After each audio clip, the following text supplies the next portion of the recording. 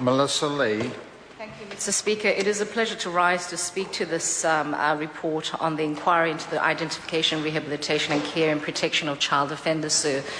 Before I begin, I'd like to take this opportunity to congratulate a young woman.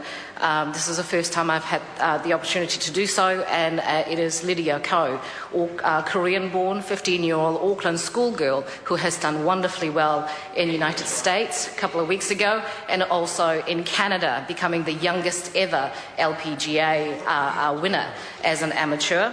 And although she didn't win the $300,000 prize, she was very happy with the trophy.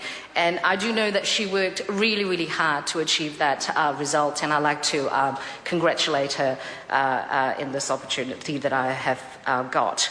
Sir, earlier speakers have actually talked about the purpose of this report, and it does have merit. National is committed to reducing child offending and youth crime. This is reflected in the policy changes we are making to build a safer New Zealand. How we deal with child offenders and the balance this is involved is an important part of ensuring that today's child offenders don't become tomorrow's career criminals. The government is engaging with the child and youth justice sector in coming months as it develops its response to these recommendations, and I will be welcoming that. As a mother of a 13-year-old, and when you look at the child offending age, child offenders are over the age of 10 and under the age of 14, and my son fits right into that. He's 13, and as a mother, you do worry that, the kind of stuff that I'm actually worried about is he going to be naughty in school and be called to the principal's office? But we're talking about more serious issues here.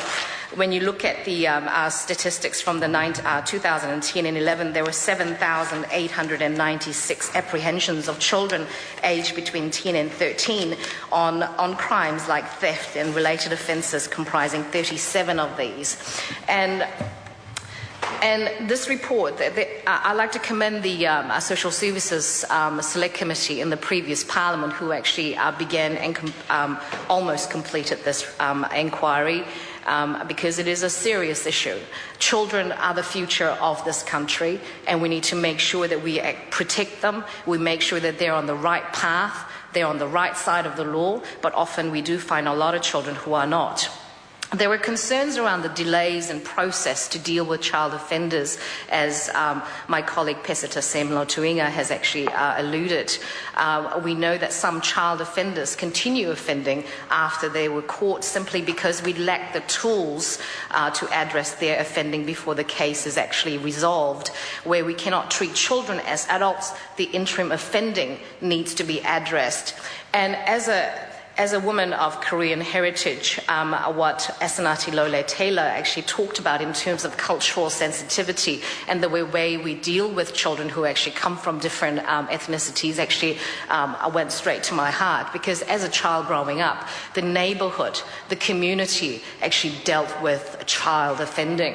I remember when one of my friends actually got into trouble, an old man came and clipped him around the ear, dragged him by the ear and took him to the house where his parents were and told the parents off. Those kinds of community involvement doesn't seem to exist in today's society, and perhaps it is a shame that we don't have that.